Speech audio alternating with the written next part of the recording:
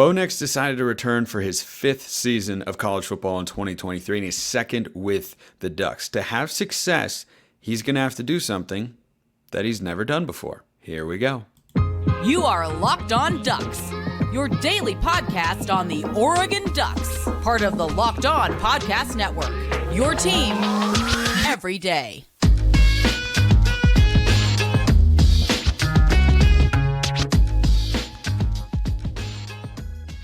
Yes, it is that time once again for Locked On Ducks. I'm your host, Spencer McLaughlin. Thank you so much for making this your first listen or your first view of the day. Part of the Locked On Podcast Network, your team every day, and your number one source to stay up to date with the Ducks. If you haven't already, please like, comment, subscribe, rate, review wherever you listen to or watch the show. Big shout out to all of you who have already done so. We got lots to get to today and a lot of Bo Nix discussion today. So, when Bo Nix came to Oregon, do we all remember that time? Do we ever remember what happened?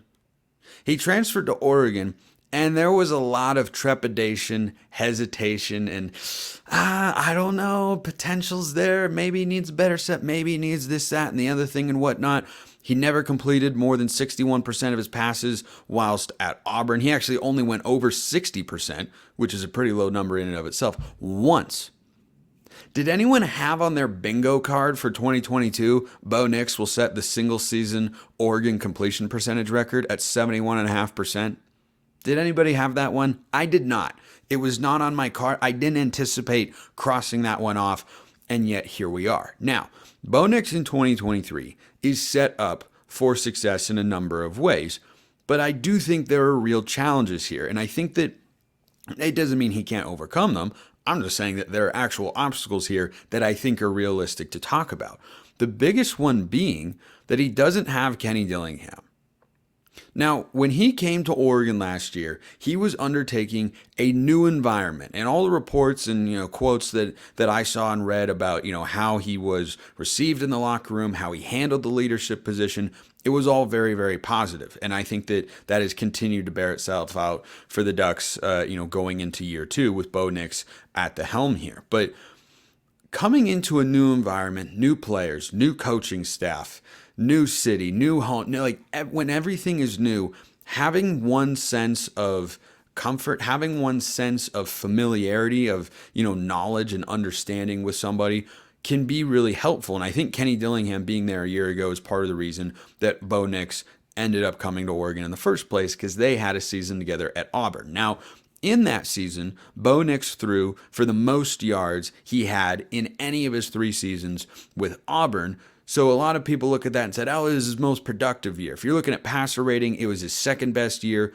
In his 3rd year, his junior season, he completed 61% of his throws, went over 60 for the first time. And that was, technically his best year. But one of his better seasons certainly was when Dillingham was there. And then he came to Oregon, and he had his best season ever in college. And it's not particularly close. Like, the gap between the 3 individual seasons at Auburn, any one of them, and what he did at Oregon this past year is pretty darn wide. Now, Kenny Dillingham was obviously a part of that. He was his offensive coordinator, quarterbacks coach, and play caller, right? And those 3 things are not always intertwined. Sometimes you have, go back at one point in time, there was a Chip Kelly staff, I believe. If you go back 2009, 2010, Chip was the head coach, but he was the play caller. Helfrich was the OC, and I'm pretty sure Scott Frost was the quarterback's coach. Now, all of those coaches work in conjunction on the offensive side of the ball, developing a game plan, talking about plays, talking with Bo Nix as well about reads and whatnot. But Kenny Dillingham was the one voice in Bo's ear all of last season. So, Bo's ear. I think I said year. He was the one voice in Bo's ear all of last season. And I think that matters. Now, this is not some, Grand Canyon-sized hurdle that Bo Nix is incapable of jumping over. But the person who you talk to after throwing a touchdown or throwing an interception or after the offense drives and, doesn't pick up more than 1 first down, or they go 3 and out, or, Bo calls an audible and all that sort of stuff, that does matter. That absolutely matters. And Bo Nix now has to form that relationship with Will Stein. That's what spring football is for. That's what fall camp is for.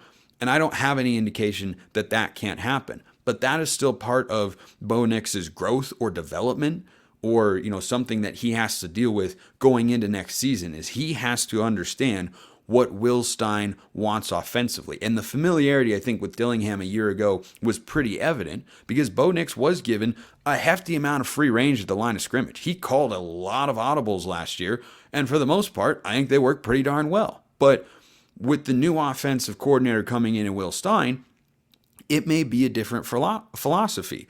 And Kenny Dillingham knew how to get the most out of Bo Nix, and Bo Nix understood what Kenny Dillingham wanted him to do offensively. And that's now the challenge that is in front of him for 2023. He has to form that same sort of chemistry with Will Stein. It doesn't mean he can't, but it means that he has to form it. Whereas with Dillingham, there was, an institutional or ingrained level of knowledge and familiarity there.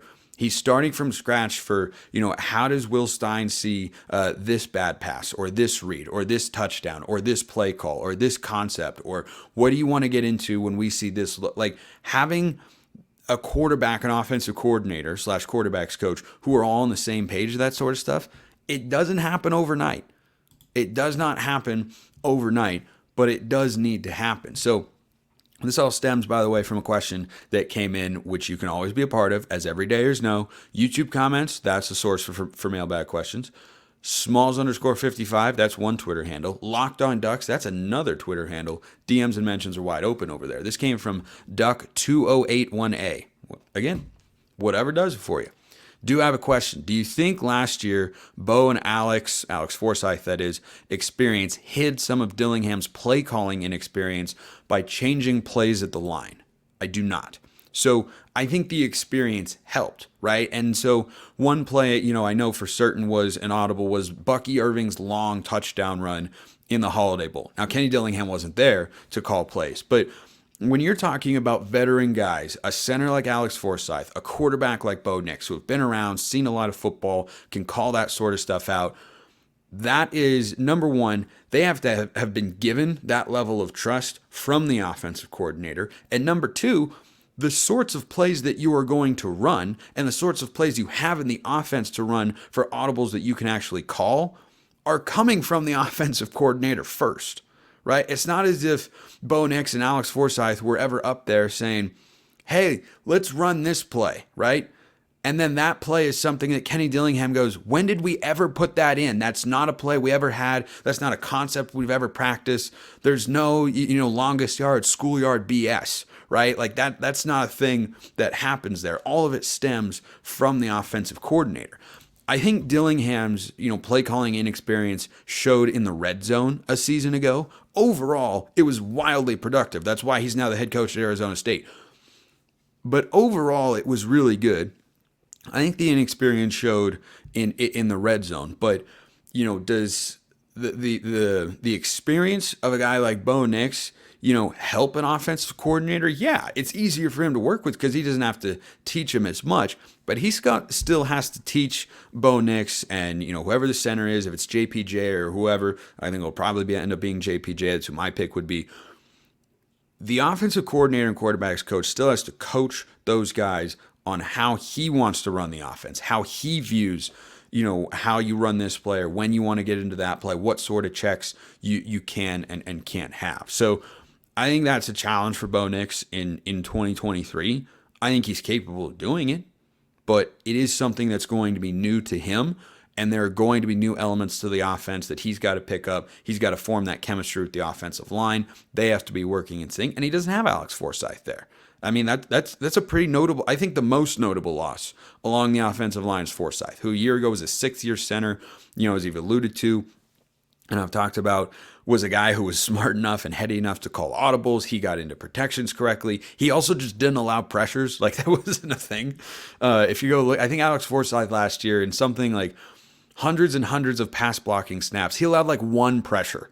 Or one sack. It was some ungodly low number. Like he was really, really good. So I think those two components are going to be what Bo Nix has to get better at for this coming season. But why did he come back?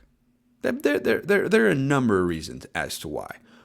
There are also a lot of reasons why you should go check out Birddogs, because their shorts are exactly what you need this summer. They make you look good, and then Birddogs stretch khaki shorts are designed to fit slimmer through the thigh and leg, giving you a truly sculpted look. Birddog shorts do the exact same thing as Lululemon, but they fit way better. They fit better than regular shorts too, which are made of a stiff, restricting cotton. Birddog shorts are not like that at all. They are flexible. They look good. They are breathable. You can wear them in the water. You can wear them on a hike, golf course, walk-in, barbecue, wherever. You can take your Birddog shorts there and you will go in comfort and style. Go to birddogs.com/lockedoncollege for a free Yeti-style tumbler with your order. Mine's in the pantry. Yours can be too. If you go to birddogs.com/lockedoncollege for a free Yeti-style tumbler, you won't want to take your bird dogs off this summer, we promise you. So go get your next order today. There it is. The second segment sip. We're so ready to keep things going on a Friday and take you into the weekend, in which I will be venturing back to the Pacific Northwest, probably as you listen to or watch this show. This question came in from Eric about the return of Bo Nix. Do you think that behind the scenes, the transfer of Tez Johnson to Oregon was worked out well in advance? I mean, I'm sure there's good NIL money for Bo. Fact check true. But he'd probably make more in the NFL. Fact check also probably true. I think. The kids can make a lot of money in NIL. And yes, the Ducks should be better equipped to make a run at the CFP, but they still don't appear to have a championship roster. Ooh, Eric might be upsetting people with that take. Not me, but I'm just saying people. Playing with his brother again, however, at the Power 5 level, it's a unique opportunity, one that would be far less likely to happen in the NFL. What do you think? Did the Ducks sweeten the pot to bring Bo Nix back by committing to bringing Tez into the flock back in December? Now, I'm going to preface my response here by saying I am speculating, not reporting, because these are two very different things.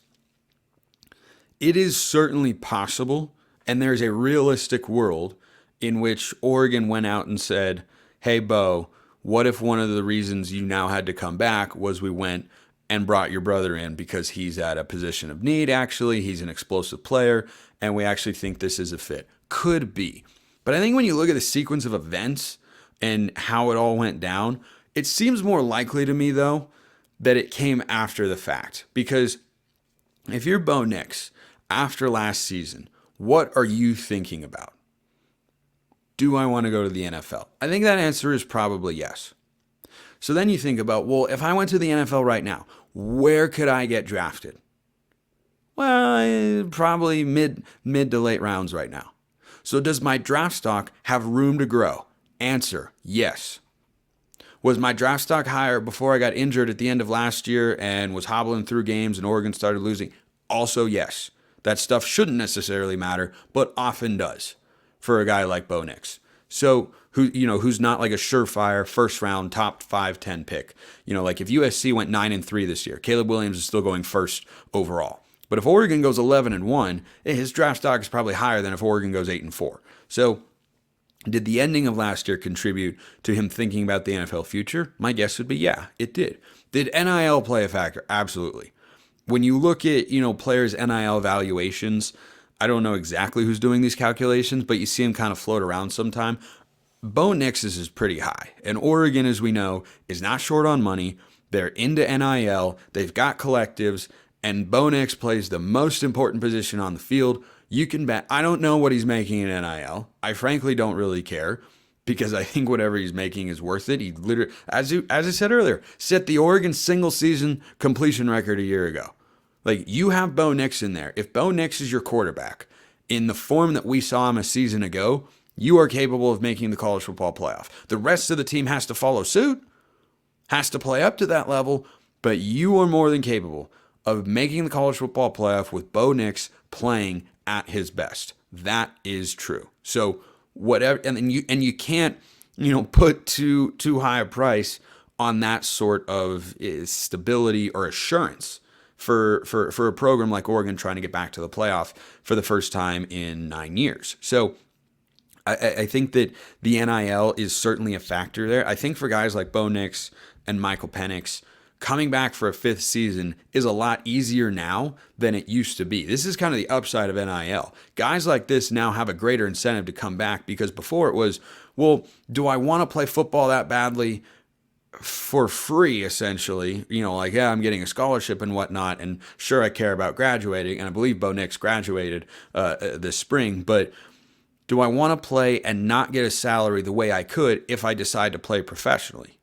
Well, that's now a consideration that a lot of athletes will look at and say, well, if I'm a big-time guy like Bo Nix or Michael Penix or Caleb Williams, or, look at college basketball players as well, if I can make, six figures in NIL over here, then why in the world wouldn't I come back if I love college sports, if I have a good situation, and if I feel like I can improve my draft stock? And I think Bo Nix can. And by the way, just this offseason, I've seen more buzz from, various accounts or scouting services, whatever, about, Bo Nix's draft stock. Could he play him? I saw something the other day, I think it was from PFF. Could he play himself into being a first-round pick this year? Bo Nix wasn't talked about as a first-round pick a year ago. If he'd gone out in the NFL draft a season ago and decided not to come back for this fifth year, I think he probably ends up fourth, fifth round pick, maybe third, but he has an opportunity after making this decision to make himself more enticing to NFL scouts and general managers. So I think that those factors were most likely because those are just so, influential for your life, for your future. Bo Nix is married, of course, so he's thinking about his financial future. How can he set himself up for, his wife and maybe kids one day? How can you maximize your earning potential in the NFL? And just, personally, it might have been a calculation of NIL gives me this amount now, and if I up my draft stock, I make more money, right? The earlier you're drafted in the NFL, the more money you can make, the more lucrative your contract is. If you're a second-round pick, you have a more lucrative and valuable rookie contract than you do if you're a sixth-round pick. So I think all of that was the driving force behind his decision, combined with factors like he knows Dan Lanning. Now, he clearly likes Oregon for a number of reasons because, I talked about the Kenny Dillingham connection, but he was willing to come back and go forward with a new offensive coordinator, right? I mean, I could have understood it from his perspective of, I came to Oregon to work with Kenny again. Kenny is gone. I'm going to go to the NFL. I would have understood that. I would have completely gotten it. But there are clearly other factors at play, and I think the NIL and the opportunity to improve the draft stock are just such huge factors that, the opportunity, I think, later presented itself to, play with your brother. Maybe they, threw it in as like, hey, we could do this if it would sweeten the pot and it would, have you come back. But I don't think that was necessarily a driving factor. I think that ended up being an added bonus for him of coming back as the most likely scenario. And I think Tez can be a good player. I mean, we saw it in the spring game. I think he's the fastest guy Oregon's had since, I think he's the twitchiest at the very least, since Charles Nelson, who I think was awesome. I think that's kind of what Tez looks like, but is probably a better route runner than Charles Nelson. Now, he can't play safety like Charles Nelson, but still can do some really, really good things for the Ducks. So I don't think that was, the number one thing. Could have been a factor, but I think NIL and the NFL draft considerations are probably what drove him to come back. And then you couple other factors in there like, hey, I could play with Tez, or I love college football, or we could win the Pac-12. We have unfinished business. We could get to the college football playoff. I think all that factors into it as well. And that even ties back, winning the Pac-12, going to the playoff, contending maybe for a Heisman. All of that factors in as well to what his NFL draft stock could end up being. So I think those were probably your biggest considerations there.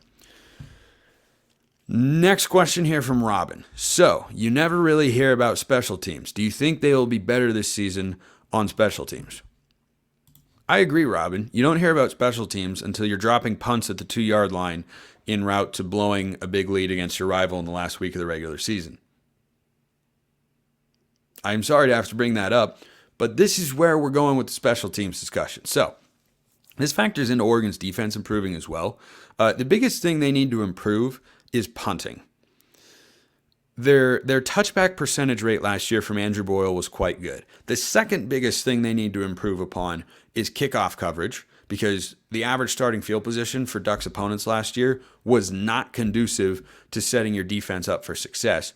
But the biggest thing they have to get better at is punting and punt coverage. They were dead last in the Pac-12 in average punting yards a game last year. It was not good. So they bring in Luke Dunn from Australia, and hopefully he is able to change that, because special teams and defense work hand in hand. They are very much, you have your own coordinator coach. Ours is Joe Lorig for special teams. You have that for a reason. And his reputation for his special teams units at Penn State was really, really high. I remember talking about it here on the show. And that did not live up to expectations in year one. There needs to be some growth here. Now, how that happens, it's honestly hard to say, because you can have such a wide assortment of players that end up being special teams guys. It could be a third string running back. It could be a starting corner. It could be a number 2 wide receiver. Like, I remember the most, infamous, well, not infamous implies it's bad. Most famous, I think, special teams punt moment for the Ducks, aside from Tom Snead's just dynamite and precision punting against Ohio State a couple of years ago, 2011 Rose Bowl against Wisconsin. They've got a dangerous return man in Jared Abbrederis. And in that moment, who do we put in to be a gunner? Kenyon Barner and DeAnthony Thomas. Fastest guys on the field, get down, force a fair catch. Save some yards that later proved to be rather crucial as the end of that game played out in stressful fashion. So I think that for the special teams units, those are the areas where I want to see the most growth. I trust Camden Lewis. I love that I can say that, because we didn't think that at the start of his career. We definitely think that now. He was second team All Pac-12 in the preseason, according to Phil Steele, I believe. Very well deserved. Pretty sure he was second team All Pac-12 a season ago. He is a good kicker now. So we're good, right? He can kick out to about 45 yards. That's kind of his range. That's all you can really expect for a college kicker, unless you have a really, really special guy in that department. But we're good at place kicker. Our kickoff guy is good at generating touchbacks, which is a solid outcome. But the punting average yards has got to be better. The punt and kickoff coverage has got to be better.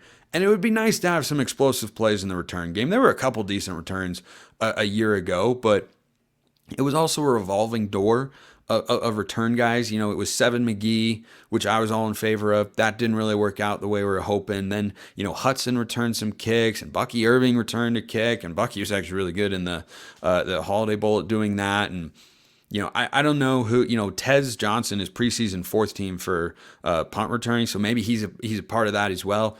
I think we'll kind of have to see. But I feel okay about the return game, not great about coverage, coming off of last year, and pretty bad about, where the punting was at. So I think that's kind of how the special teams can be better. As to whether or not they will be better, that's up to Joe Lorig, because special teams units, like I said, are incredibly random. So do I think Oregon has a more talented roster? Yes. Does that inherently mean their special teams are going to be better? No. I think that the coaching and the players have to, kind of work in tandem and mesh and gel and all that sort of stuff for it to really, really work out. Because I think you had more than enough talent to have better special teams production a year ago. Now, it's obviously not Joe Lorig's fault that the punter dropped the ball against Oregon State, literally. But, there was also the kickoff return that came, way down the field, and then there was a face mask penalty on that play, and that set up a short field for Oregon State. And, they just never had really great punts, so their defense was kind of, in tough spots and not in great field position from time to time. So I don't know if they will be. It's honestly a 50-50 guess. If I had to lean, I would go towards they will be better. But do I know that for certain? Not as confidently as I would say, the defense or the pass rush will be better, because I think there's just kind of a lot of unknowns in that sense. But good question, because can't ignore special teams. Everybody loves to, right until you need them, right? 19, Washington State. Everybody ignores the kicker until you need Camden Lewis to kick a game winner, or else you're going to blow a double-digit lead in the fourth quarter at Autzen Stadium. Insane. Last one. This is a fun question here from Tanya. I was a little behind on my listening, but binged the last 4 episodes this morning. Grinding out there. Anyway, a question for the mailbag. If you could choose any 4 former Duck players or coaches to create a foursome to go golfing with you, who are you choosing and what course are you going to? Well, first of all, it would be 3 other people, and I would be the 4th because most places are not going to let you have a 5-some out there. So let's say we're putting together a group of 4, and I am one of the 4 that we're going golfing with. Where are we going, and who's going with me? Let's start with the players. Mariota's got to be in there. I know Mariota golfs a little bit. A friend of mine from high school, a guy who I played high school golf with, actually caddied for him at Waverly Country Club one day. True story. So Mariota would be in there. I'd put LaMichael in there because he's my favorite Oregon player of all time. Mariota is number 2. I've talked about that at length before. If you need an explanation, let me know, and I can give you one if you missed that a while back. But I thought long and hard about the third one. Now, I was going to go Mike Bellotti. And if you're talking about guys that are just missing the cut here, Mike Bellotti, I would not go with Chip because I don't think Chip is really chatty. You know, like you're trying to put together the best vibe that you can. And Chip is not, a big talker. I'm pretty sure he plays golf. But I think I remember hearing a story about him and Ryan Day, who was, kind of a disciple of his, and those two playing golf one day long ago. I remember vaguely hearing that. But if you want to create like the best vibe, Mariota, be super laid back, I think fun to talk to. LaMichael, I just love to play with LaMichael. But then I was thinking about like, who's the personality that I would want to go for to kind of like add some spice, add some flair to the group, and trying not to like completely show my age here, but I went with Joey Harrington. I think Joey Harrington would be the 4th. All the bits I've seen, like Joey just seems like a cool customer. Just a really awesome dude. Also, I'm pretty sure he plays golf. I mean, most people do at this point. Like, it's grown so much and such an awesome game, and I love it. So I would go with those 3. Herbert just missed the cut. Bellotti just missed the cut. A guy like Dan Fouts. Fouts was honestly like right on the cusp for me. It was kind of between Fouts and Joey because Fouts has got the broadcasting element too. So I'd love to pick his brain about that because he's, done color commentary in the NFL for a long time on CBS. So that would definitely be a consideration, but I ultimately landed on those 3. And what course would we go to? What's the most beautiful setting in all of golf? It's Pebble Beach. I mean, there are a lot of beautiful places, right? I mean, of course I wanted to go for Augusta, but if we were going like realistically, like where would I say, hey, could we go do that? And can we actually do that? Pebble Beach would be the option. Of course, the choice would be Augusta, but if you're talking about places that you could actually go play, yeah, I'd go with Pebble Beach there. So I love those sorts of questions. They're really fun.